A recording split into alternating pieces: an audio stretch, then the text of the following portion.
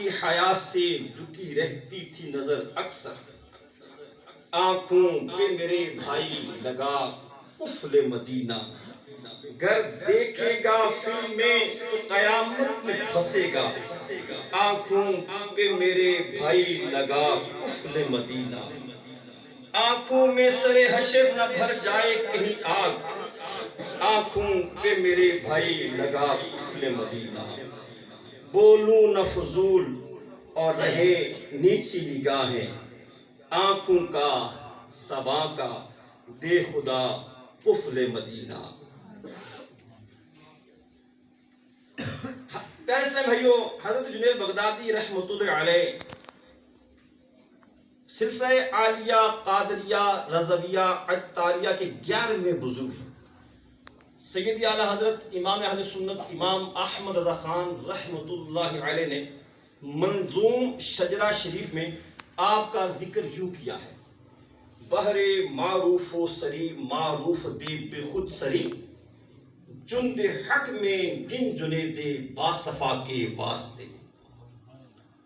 آپ کا نام پاک جنید، کنیت ابو القاسم،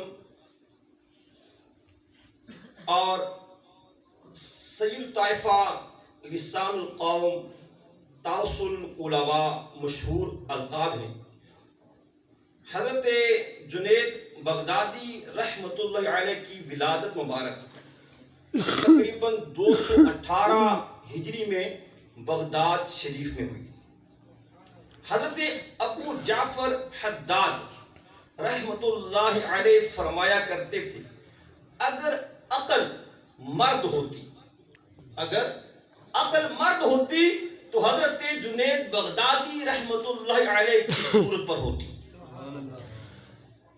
حضرت جنید بغدادی رحمۃ اللہ علیہ کا وصال شریف 27 رجب المرجب 297 ہجری یا 298 ہجری کو ہوا۔ آپ رحمۃ اللہ علیہ کا مزار بھی بغداد شریف میں شونیزیہ کے علاقے میں واقع ہے۔ اللہ پاک کی ان پر رحمت ہو اور ان کے صدقے ہماری بے حساب مغفرت ہو۔ حضرت جنید بغدادی رحمۃ اللہ علیہ مشہور ولی کامل حضرت سری سقطی رحمۃ اللہ علیہ کے بھانجے بھی ہیں اور مرید کامل بھی۔ آپ کو بچپن ہی سے اپنے ماموں جان حضرت سری سقطی رحمۃ اللہ علیہ کی بابرکت صحبت حاصل ہے، جس کی برکت سے آپ ابتدا ہی سے نیک، پرہیزگار، عبادت گزار تھے۔ حضرت جنید بغدادی رحمۃ اللہ علیہ کے والد محترم شیشے کی تجارت کیا کرتے تھے۔ ابتدا میں حضرت جنید بغدادی رحمۃ اللہ علیہ بھی یہی کام کرتے تھے۔ ان دنوں آپ کا معمول مبارک تھا کہ صبح جب اپنی دکان پر تشریف لے جاتے تو پردہ گرا کر 400 رکعت نفل ادا فرمایا کرتے تھے۔ سبحان اللہ، سبحان اللہ۔ پیارے اسلامی بھائیوں، غور فرمائیے، کیسا نرالا انداز ہے۔ اللہ پاک یہ نیک بندے بہت باکمال ہوتے ہیں، ان کی ہر ادا ہی نرالی ہوتی ہے۔ تجارت، کام کاج، ملازمت وغیرہ یہ ہماری ضروریات ہیں، مگر افسوس ہم ان ضروریات میں پڑھ کر زندگی کے اصل مقصد کو بھول جاتے ہیں۔ ہماری زندگی کا اصل مقصد کیا ہے؟ اللہ پاک کی عبادت کرنا، رب کائنات جس نے ہمیں پیدا فرمایا، مٹی سے جیتے جاگتا انسان بنایا۔ اللہ پاک قرآن پاک میں ارشاد فرماتا ہے، وَمَا خَلَقْتُ الْجِنَّ وَالْإِنسَ إِلَّا لِيَعْبُدُونَ، ترجمہ کنز العرفان، اور میں نے جن اور آدمی اسی لیے بنائے کہ میری عبادت کریں۔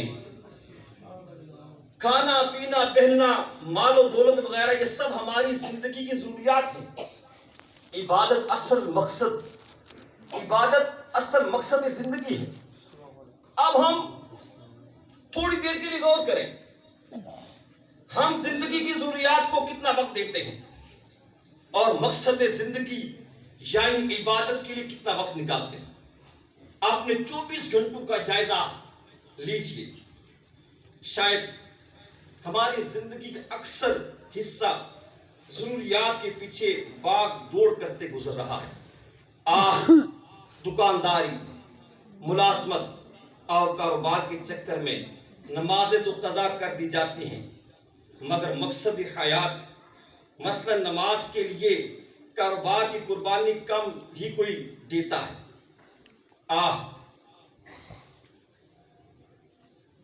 ہماری تجارت، کاروبار، ملازمت وغیرہ ہمیں اللہ پاک کے ذکر، اس کی یاد اور عبادت سے غافل کر دیتی ہے۔ کاش ایسا نہ ہوا کرے۔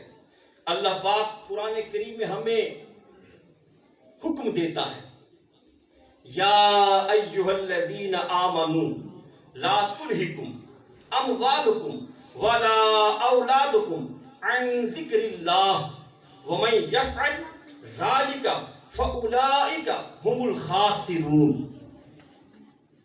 ترجمہ کنز الایمان، اے ایمان والے، تمہارے مال نہ تمہاری اولاد، کوئی چیز تمہیں اللہ کے ذکر سے غافل نہ کرے، اور جو ایسا کرے تو وہی لوگ نقصان میں ہیں۔ تفسیر صراط الجنان میں اس آیت کے تحت ہے، یعنی اے ایمان والو، منافقوں کی طرح تمہارے مال اور تمہاری اولاد تمہیں اللہ پاک کے ذکر سے غافل نہ کر دے، اور جو ایسا کرے گا کہ دنیا میں مشغول ہو کر دین کو فراموش کر دے گا، مال کی محبت میں اپنے حال کی پرواہ نہ کرے گا، اور اولاد کی خوشی کے لیے آخرت کی راحت سے غافل رہے گا، تو ایسے لوگ ہی نقصان اٹھانے والے ہیں۔ اللہ اکبر، کیسی عبرت کی بات ہے۔ آج لوگ لاکھوں کماتے ہیں پھر بھی پوری نہیں پڑتی، گھروں میں لڑائی جھگڑے ہیں، دل بے چین ہے، کہیں مہنگائی کا رونا، کہیں پریشانیاں، کبھی آفتیں، معاشرے میں عجیب سی بے سکونی دیکھنے کو ملتی ہے۔ اس کا سبب آخر کیا ہے؟ روزی میں برکت کیوں نہیں رہی؟ ایک پریشانی سے نکلتے ہیں، دوسری پریشانی سامنے کھڑی ہوتی ہے۔ آخر وجہ کیا ہے؟ اللہ پاک کا پاکیزہ کلام قرآن کریم صاف صاف بتا رہا ہے، وَمَن يَفْعَلْ ذَلِكَ فَأُولَئِكَ هُمُ الْخَاسِرُونَ، اور جو ایسا کرے تو وہی لوگ نقصان میں ہیں۔ جو مال کی محبت میں آ کر، پیارے اسلامی بھائیوں، جو مال کی محبت میں آ کر کاروبار کی وجہ سے، ملازمت کی وجہ سے اللہ پاک کی یاد سے غافل ہو جائے، وہ نقصان اٹھانے والا ہے۔ صبح وقت پر اٹھ کر کام پر تو پہنچ جاتے ہیں، مگر فجر کے لیے آنکھ نہیں کھلتی، گاہک کے لالچ میں جماعت چھوٹ جاتی ہے، نماز قضا ہو جاتی ہے، مال کی حص میں ہیرا پھیری کی جاتی ہے، ناپ تول میں ڈنڈی ماری جاتی ہے۔ ایک دن مرنا ہے، سب کچھ ہی چھوڑ کر قبر میں اترنا ہے، روز قیامت اٹھنا ہے، بارگاہ الہی میں پیش ہو کر حساب دینا ہے۔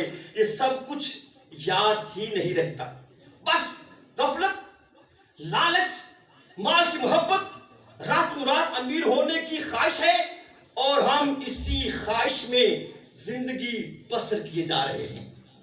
صبح ہوتی ہے، شام ہوتی ہے، عمر یوں ہی تمام ہوتی ہے، غفلت میں پڑے پیارے اسلامی بھائیوں ہم، اس لیے روزی میں برکت نہیں ہوتی۔